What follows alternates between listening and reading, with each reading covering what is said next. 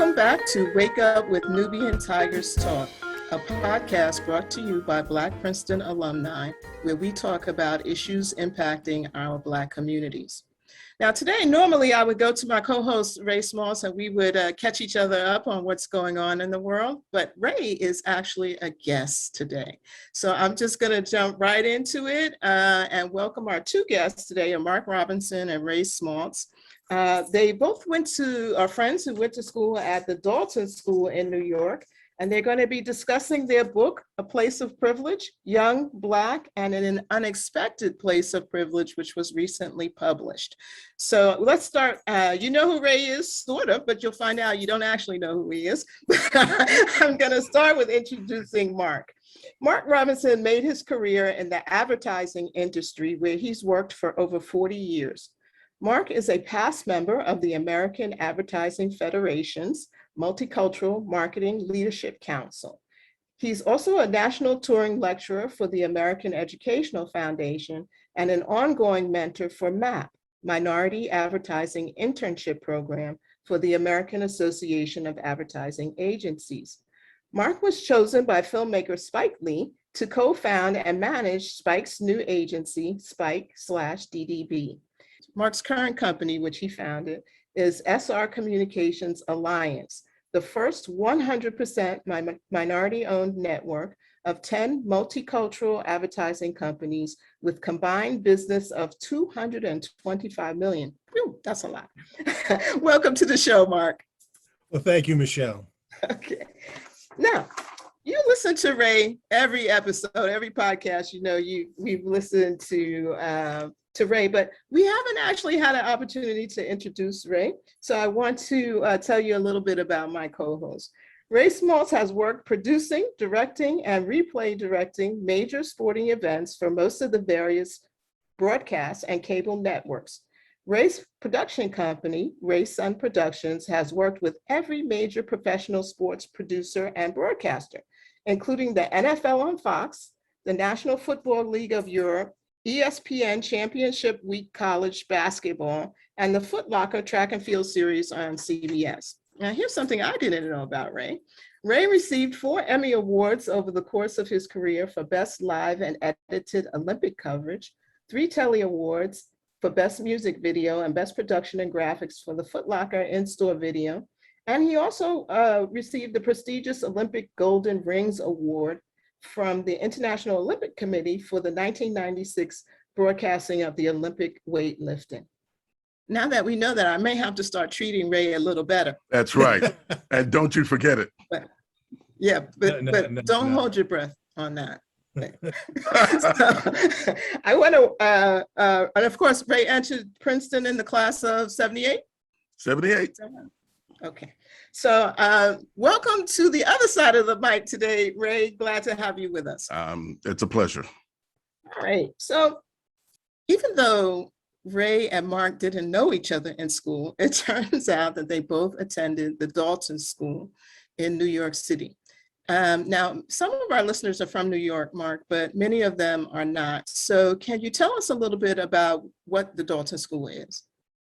Well, Dalton is a fairly elite private school in New York City, part of a solar system of small, very exclusive private schools, particularly in Manhattan, but in the 5 boroughs, where the price of admission is more than most people make in a year. Dalton recently celebrated their 100th anniversary. And the school started out kind of as an educational experiment 100 years ago, with its own unique educational philosophy for young girls. And over time, that progressed and it grew, and it really acquired worldwide fame for its educational philosophy, and being fairly progressive in its approach to teaching young women. Over time, however, for a variety of reasons, the school lost a little bit of the shine on its image, and it became just one of many very good schools, one of many exclusive schools. So in the mid-1960s, Donald Barr decided to bring co-education to Dalton and brought boys in. And when he brought boys into Dalton, he also brought Black boys, which was an enormous transformation of the school and had many other ripple effects on the culture and vitality of the school. And that's kind of where Ray and I come in. We came into the school in the late 1960s. Okay, so it was interesting for me to learn in the book that you two connected around 2010. So I'm curious as to what inspired you to publish the book now, to write and publish the book now. What's going on now that made you think the book seemed like a good idea? Well, now was kind of a 10-year journey because we started writing the book in 2010. And it took time, took a lot of research because we both put a lot of research into the book to make sure that the story that we told was true, not just from our personal experience, but from the broader educational experience of our peers, the other Black students who attended Dalton at the time, and the students that followed us afterward.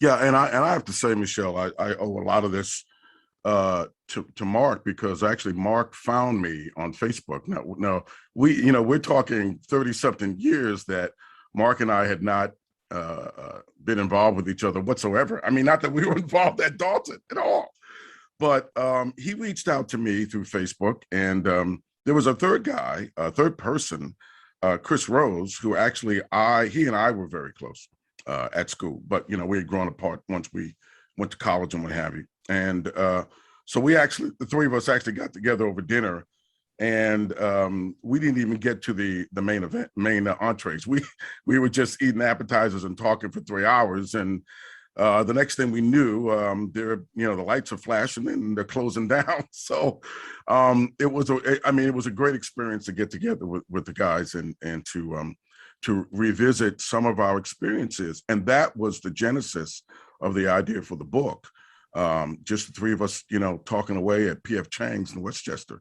And so from there, I'll be honest, like the first 50 pages I wrote, I mean, it just flowed. It was almost cathartic, it just, I couldn't stop. But then after that, both of us, we kind of, work was changing. It got really busy for me. I was doing a lot of traveling, and it just kind of fell by the wayside for a while. But Mark wanted to re-energize himself and my commitment to it over the last year and a half.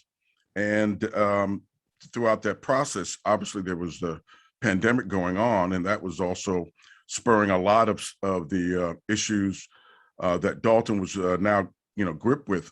Not to mention, of course, the murders of Breonna Taylor, George Floyd, and Ahmaud Arbery.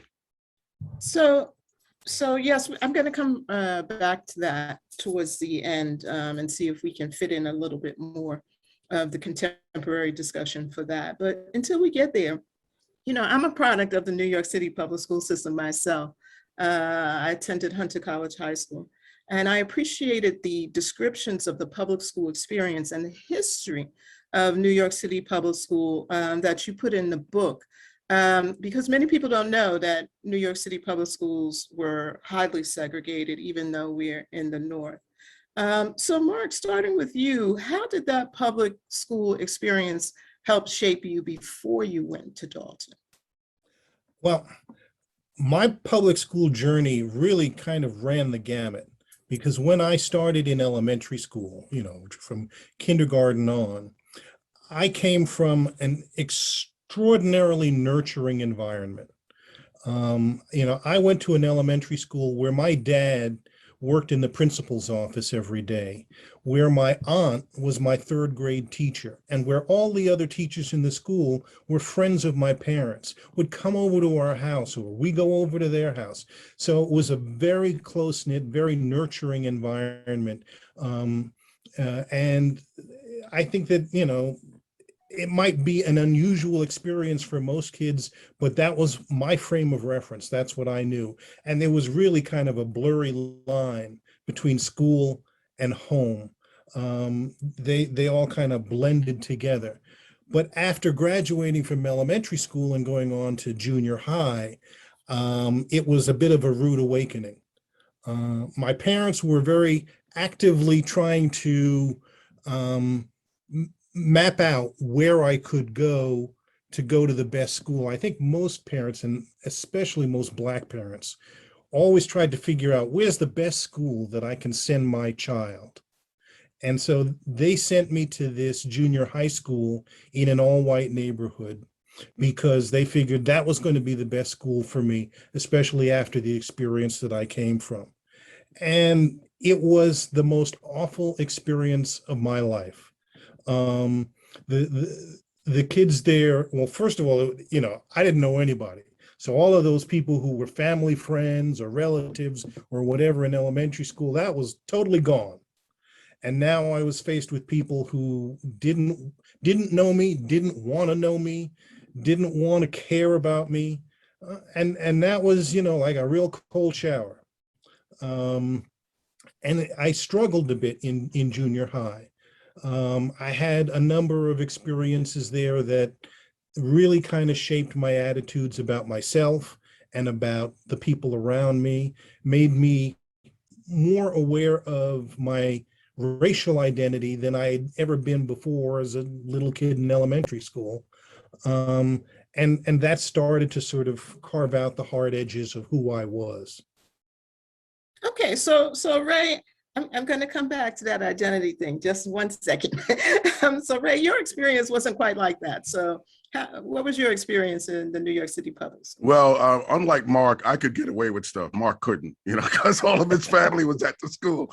But honestly, first grade through third grade, I was in one public school in East Harlem, and then the last 3 years I was in another. And honestly, I was the big man on campus, right? I was one of the brightest kids in school. I played instruments, I drew, I had exhibitions of my work. Teachers took to me. I mean, it's like everyone wanted to invite me to their house. I mean, it's like the teachers were really enamored with not just me, but I had two younger brothers, one who was 13 months behind me and one who was 3 or 4 years behind me. And so we were all at the same public school together. And it was just like, oh, the smart boys, they're smart, they're great, blah, blah, blah, blah, blah, So by the time I left PS 96, which is where I graduated from, I thought I was hot stuff. I mean, and we were not at that point, our public school was in the middle of East Harlem. And so we had Black students, we had Dominican, Puerto Rican, Cuban students. We had a couple of white students, and they were left over from the families that, and because there was a lot of Italian families and Jewish families that were in our neighborhood, but we only ever had like 1 or 2 to each class. And though they got picked on, they weren't singled out by the Black and brown students. I mean, we actually were friends, I mean, we all grew up in the same neighborhood. And though, I mean, we weren't necessarily getting invited to each other's homes, there wasn't a sense of animosity and hatred and or anything like that. And so by the time I graduated from PS 96, I thought the sky was the limit, of course, until I went to Dalton. So, but it's interesting, right? Because even though Mark's beginning environment was nurturing, when he transitioned to the predominantly white environment, that nurturing ended.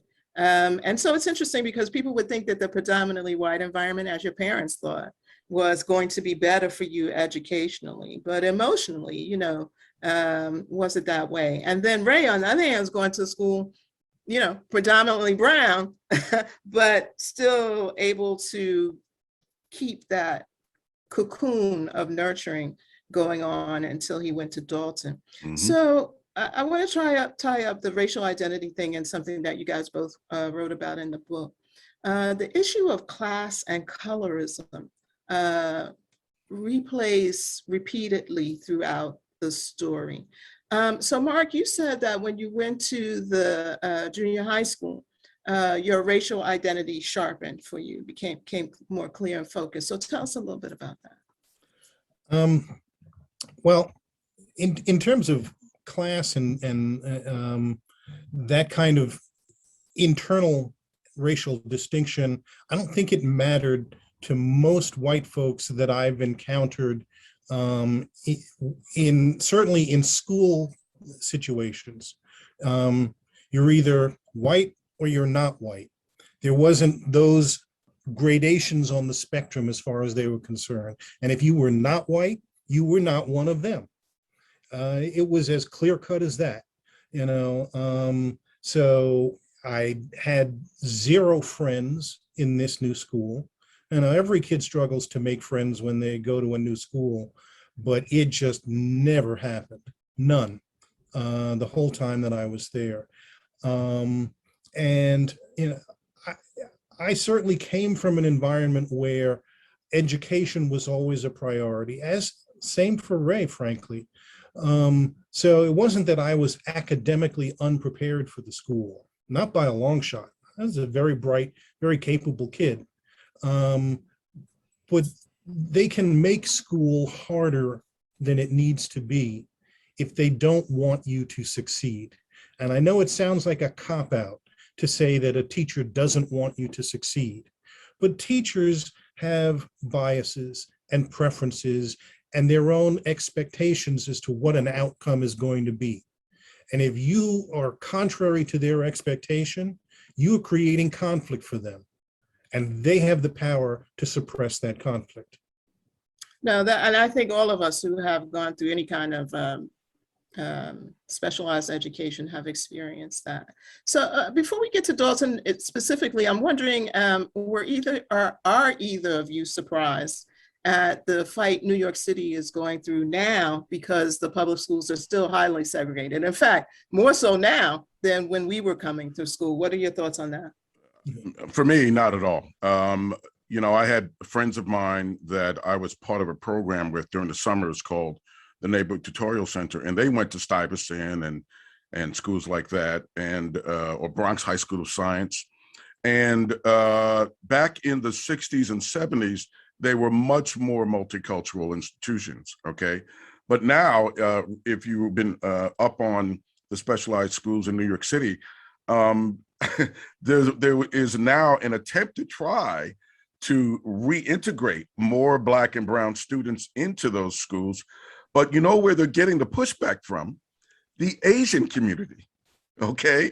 Because the Asian community is feeling like that they are going to be left behind and left out if more Black and brown students are brought into the school system. So, I mean, it's like Black and brown students in New York City are getting it from both sides, you know? But from the 1960s forward, there's been a steady progression and movement toward creating these independent schools. And independent is just a euphemism for private schools. Yeah, or charter. You know, or charter schools. Yeah. And you see many conservatives are the voices that are advocates for charter schools, because that then gives them control over who gets to go and what happens inside those buildings. And you see an explosion of parochial schools, you know, enrollment, you know, 5 times as many kids attending parochial school today as did in the 1960s. You see an explosion of neighborhood independent schools. And this is also that those communities, those white communities, can say, I don't have to let the city tell us how we run our schools. We'll run them the way we want to run them. Yeah, and one other element to that, guys, is also, you know, the way the tests that they administer for you to try to apply for these schools.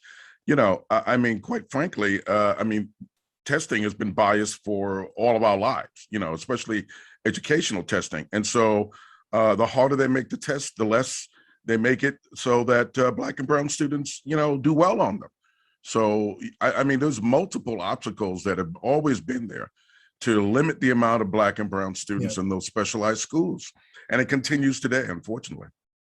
Yeah, and the irony is that for a lot of those independent schools that have sprung up all over the city, their academic rigor is not all that impressive.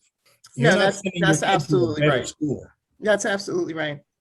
And there's a school in Brooklyn now that's struggling because it's predominantly Black and brown. They have a fantastic principal. The school does well. And the white parents who have moved in want to be rezoned so that their kids don't have to go to that school. And the Black parents are like, why? It's a great school. Right. And the white parents are struggling to give a legitimate reason because frankly, the reason is they don't want their white kids to go to school with the Black kids. Yep. Yeah, that is the reason. So New York has a lot of issues on that. Now, all right, so you guys come from different corners of New York with different class experiences and so forth, and you both end up at Dalton. What were some of your initial impressions of being dropped into this new educational environment? I had some advantage there because I had family frame of reference. My older brother, Michael, had attended Dalton before me. And so I had some sense of what I was stepping into, what the school was like, what his daily class circumstances were, and so forth. And the fact that more important than anything else, not only did Michael survive Dalton, Michael thrived at Dalton. And since I knew my brother pretty well, I knew if he could do it, I could do it. So I came in with some level of confidence about that. How about you, Ray? You know, I was really concerned. And the reason why I was concerned was they had advised me to go to summer school between my graduating 6th grade in public school and then getting ready for 7th grade, which is the middle of middle school at Dalton. You know, the middle school starts at 6th grade, so I was entering at 7th. So I went to took summer school classes at the Trinity School on the West Side in the 80s. And so that was one of the worst summers of my entire life because I found out in the hot, unair conditioned, sweaty classrooms of Trinity that I was not quite ready. You know, I got thrust with, you know, writing exercises and then math skills and what have you that I had not yet encountered. Yeah, even though I was, you know, getting nothing but 99s and 100s on my tests in PS 96, it did not prep me for Dalton. So that summer in Trinity was agonizing. It was difficult. And I, you know, went into school with in the fall term with a lot of skepticism. But when I got there, it was, I think I was like an oddity for them, the kids in the school, you know. I mean, I was tall, I had a big afro, and so it's like everybody wanted to know me, you know, and I got invited to all the parties and people's homes and, well, some people's homes. and academically, if I didn't go to Trinity, it would have been tougher, right? I mean, that first semester was tough, but thank God I did take those summer school courses at Trinity because it helped me get through the first year academically. Socially, that's a whole nother story. Ray, always the social animal. Some things never change. No, never change. So you got there and, you know, you did okay. You did well, right? Eventually you did well. And yet, as often happens for Black students in these predominantly white institutions, some of your teachers had other assumptions about your intellectual abilities. So you want to talk a little bit about that, Mark?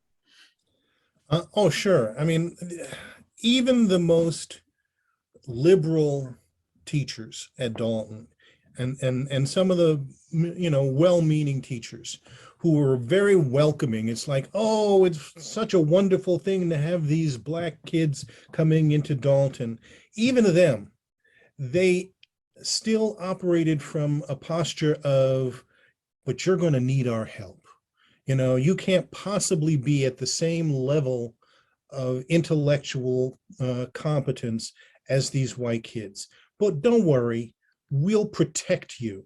We'll shepherd you along. We'll shelter you. And it was a very condescending kind of kindness. You know, we'll love you because you can't possibly survive without our help. You know, and then you had those teachers who weren't well-meaning, who weren't welcoming, who were like, you don't belong here. This is a prestigious school, and you are contributing to the tarnish on our shine. And we don't like that. There were a number of teachers who felt, I enjoy the fact that I teach at a prestigious, exclusive private school like Dalton.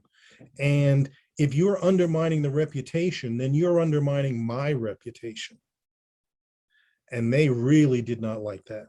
There were a couple of teachers who just were not shy at all about saying that you don't belong here. This is the end of the first part of our conversation with Mark Robinson and Ray Schmaltz on their recently published book, Place of Privilege, Young, Black, and in an Unexpected Place of Privilege. Please join us in the next episode when we conclude our discussion with Mark and Ray. If you enjoyed what you heard today, visit our website, NubianTigersPodcast.com.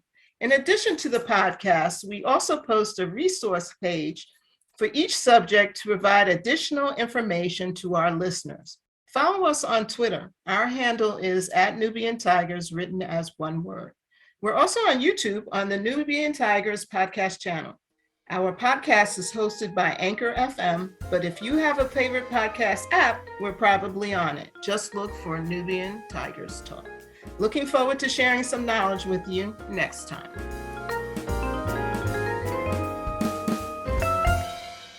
Wake up, wake up, wake up.